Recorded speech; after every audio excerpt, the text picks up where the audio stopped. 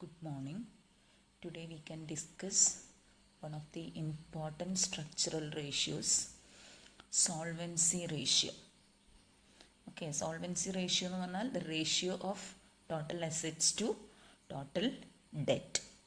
അപ്പോൾ ഈ റേഷ്യോൻ്റെ പ്രത്യേകത എന്താണെന്ന് വെച്ചാൽ this ratio shows the relationship between total assets and total liabilities of a business.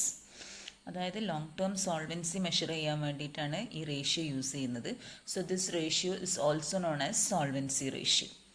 Okay, അപ്പം ഇതിൻ്റെ ഫോർമുല നമുക്കൊന്ന് നോക്കാം. Solvency ratio is equal to total asset divided by total debt, അല്ലെങ്കിൽ ടോട്ടൽ ലയബിലിറ്റീസ് എന്ന് പറയാം. Okay, total assets divided by total liabilities. അപ്പോൾ ഇതിൽ വരുന്ന രണ്ട് കോമ്പണൻറ്റ്സ് എന്ന് പറയുന്നത് ടോട്ടൽ അസെറ്റ്സും ടോട്ടൽ ലയബിലിറ്റീസുമാണ്. അപ്പോൾ ടോട്ടൽ അസെറ്റ്സ് എന്ന് പറഞ്ഞാൽ നിങ്ങൾക്കറിയാം total of fixed assets plus total of current assets. Okay, അതേപോലെ ടോട്ടൽ ലയബിലിറ്റീസ് എന്ന് പറയുന്ന സമയത്ത് ഏതെല്ലാം വരും? Long term liabilities plus current liabilities. അപ്പോൾ ഈ ലോങ് ടേം ലയബിലിറ്റീസിൽ വരുന്നതാണ് debentures, long term loan, mortgage loan etcetera. പിന്നെ കറൻറ്റ് ലയബിലിറ്റി നിങ്ങൾക്കറിയാം, creditors, bills payable, over draft etcetera. അപ്പോൾ ടോട്ടൽ അസെറ്റ്സും ടോട്ടൽ ലയബിലിറ്റീസും തമ്മിലുള്ള റിലേഷൻഷിപ്പ് കാണിക്കാൻ വേണ്ടിയിട്ടാണ് നമ്മൾ ഏത് യൂസ് ചെയ്യുന്നത്? സോൾവൻസി റേഷ്യോ മെഷർ ചെയ്യുന്നത്. അതായത് to test the measure and solvency of a firm. Solvency എന്ന് പറഞ്ഞിട്ടുണ്ടെങ്കിൽ എന്താ? Ability of a firm to pay the outside liabilities both long term and short term out of its assets. ഇനി ഒരു standard solvency ratio എങ്ങനെയാണെന്ന് വെച്ചാൽ ഞാൻ പറഞ്ഞു കഴിഞ്ഞിട്ടുണ്ട്, എപ്പോഴും ഈ റേഷ്യോയ്ക്ക് ഒന്നും ഒരു റൂൾ ഓഫ് തമ്പ് ഇല്ല. കാരണം ഒരു സ്റ്റാൻഡേർഡ് ഇസ് നോട്ട് ഫിക്സ്ഡ്. അപ്പോൾ higher the solvency ratio stronger is it's financial position. Okay, അതായത് ടോട്ടൽ അസെറ്റ്സ് എന്ന് പറയുന്നത് കൂടുതലായിട്ടുണ്ടെങ്കിൽ എപ്പോഴും എന്താണ്? We can say the business is solvent or the financial position of the business is stronger എന്ന് പറയാം. Okay, so അതായത് if the total assets are more than the total outside liabilities, firm is treated as solvent.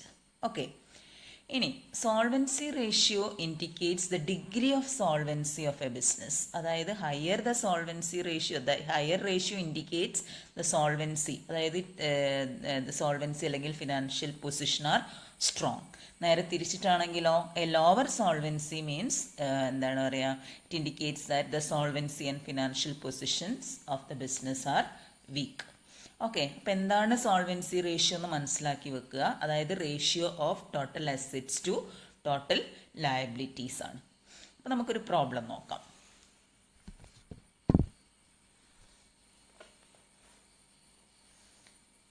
From the following calculate the ratio of total assets to ഏതാണ്?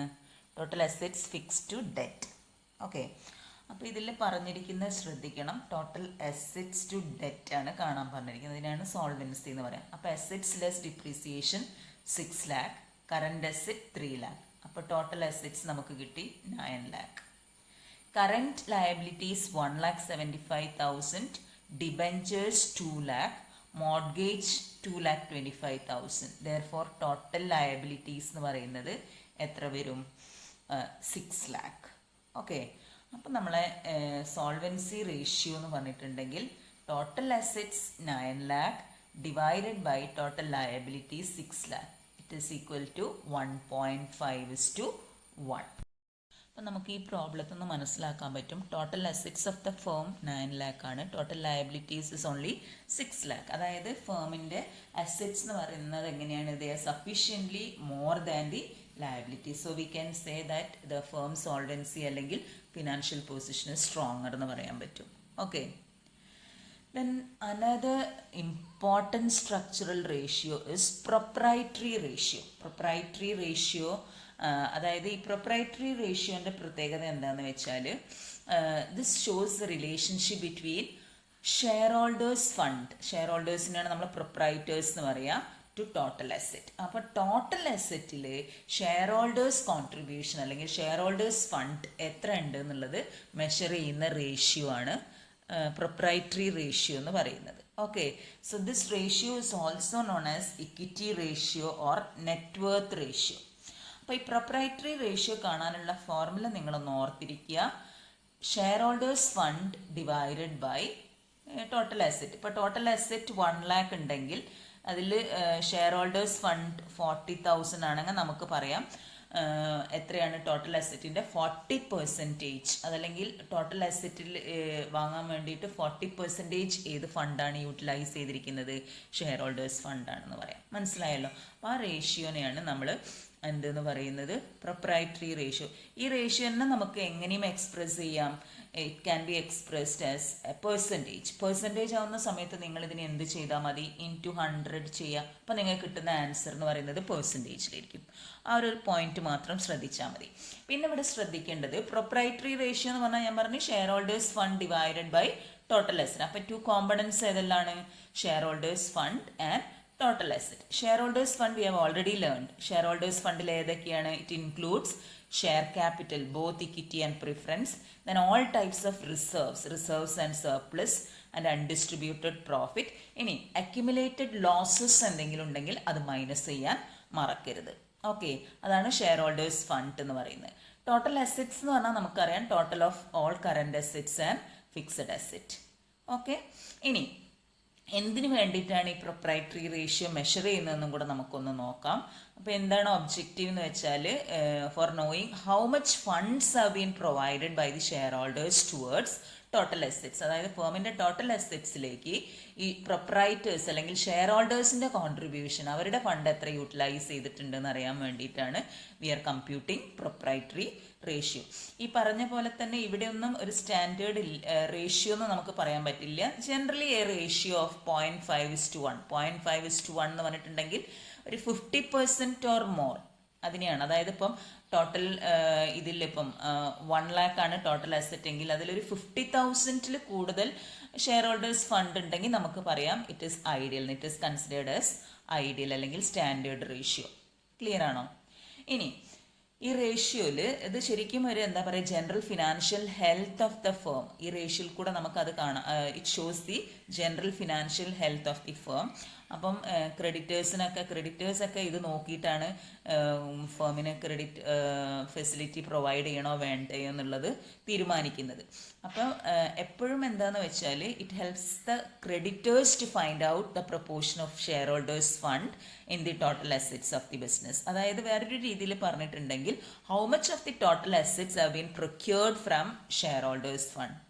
So it indicates the long term financial position of the firm.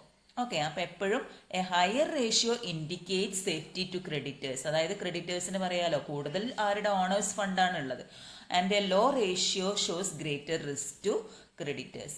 നേരെ മറിച്ചിട്ട് a higher ratio indicates firm is less dependent on creditors for its working capital. അപ്പോൾ എപ്പോഴും a high proprietary ratio indicates a sound financial position. Okay, അപ്പോൾ അങ്ങനെയാണ് നമ്മൾ proprietary ratio, അതായത് എങ്ങനെയാണ് proprietary ratio വെച്ചിട്ട് സോൾവൻസി നോക്കുന്നത്, അങ്ങനെയാണ്. അപ്പോൾ അതിലും നമുക്കൊരു പ്രോബ്ലം നമുക്കിവിടെ ഒന്ന് നോക്കാം. From the following calculate proprietary ratio. അപ്പോൾ പ്രൊപ്രൈറ്ററി റേഷ്യോൻ്റെ ഫോർമുല ഓർത്തിരിക്കണം. Proprietors fund divided by total assets. Proprietors ഫണ്ടിൽ ഏതൊക്കെ വരും? Equity share capital, preference share capital, reserves and surplus. ഇനി അക്യുമുലേറ്റഡ് ലോസസ് ഉണ്ടെങ്കിൽ മൈനസ് ചെയ്യുകയും ചെയ്യാം. അപ്പോൾ ഇവിടെ ഇക്വിറ്റി ഷെയർ ക്യാപിറ്റൽ ഉണ്ട് 2 lakh, preference share capital, general reserve, profit and loss account. ഈ 4 ഐറ്റംസ് ആഡ് ചെയ്യുന്ന സമയത്ത് you will get proprietors fund. Okay, then divided by total assets. Total assets എന്ന് പറഞ്ഞാൽ ഏതൊക്കെയാണ് വരിക? Total current asset plus fixed asset. അപ്പോൾ total current asset 1,40,000, fixed asset എത്ര വരുന്നുണ്ട്? 4 lakh. പിന്നെ ഇൻവെസ്റ്റ്മെന്റ്സ് എന്ന് പറഞ്ഞിട്ടുണ്ട്. ഇൻവെസ്റ്റ്മെന്റ് നിങ്ങൾക്കറിയാം അസറ്റ് ആണ് എന്നുള്ളത്. അപ്പോൾ ടോട്ടൽ അസറ്റ് എന്ന് പറയുന്നത് എത്ര വരും? 7 lakh. ഓക്കെ, അപ്പോൾ ടോട്ടൽ പ്രൊപ്രൈറ്റേഴ്സ് ഫണ്ട് അല്ലെങ്കിൽ ഷെയർ ഹോൾഡേഴ്സ് ഫണ്ട് 4,20,000 വന്നു. ടോട്ടൽ അസറ്റ്സ് എന്ന് പറയുന്നത് 7 lakh വന്നു. therefore proprietary ratio 4,20,000 divided by 7 lakh. അപ്പോൾ 0.6:1. 0.6 എന്ന് പറഞ്ഞാൽ 60% ആണ്. നമ്മൾ ഇൻറ്റു 100 ചെയ്യുന്ന സമയത്ത് 60%. ഒന്നുകിൽ നിങ്ങൾക്ക് ഇതേപോലെ എഴുതാം, അല്ലെങ്കിൽ എങ്ങനെ ചെയ്യാമെന്നാണ് പറയുന്നത്, it is shown as A percentage. അപ്പോൾ 60% പ്രൊപ്രൈറ്ററി റേഷ്യോ എന്ന് പറഞ്ഞിട്ടുണ്ടെങ്കിൽ എന്താണെന്ന് വെച്ചാൽ ടോട്ടൽ അസറ്റ്സിൽ യൂസ് ചെയ്തിരിക്കുന്ന ഫണ്ട് 60% ഓഫ് ദ ഫണ്ട് എന്ന് പറയുന്നത് ആരുടെയാണ്? ഷെയർ ഹോൾഡേഴ്സിൻ്റെയാണ്. ഓക്കെ, അപ്പം നമുക്ക് പറയാൻ പറ്റും എന്താണ് firms financial position is good. അല്ലെങ്കിൽ വേറൊരു രീതിയിൽ പറഞ്ഞിട്ടുണ്ടെങ്കിൽ creditors R safe. Okay, thank you.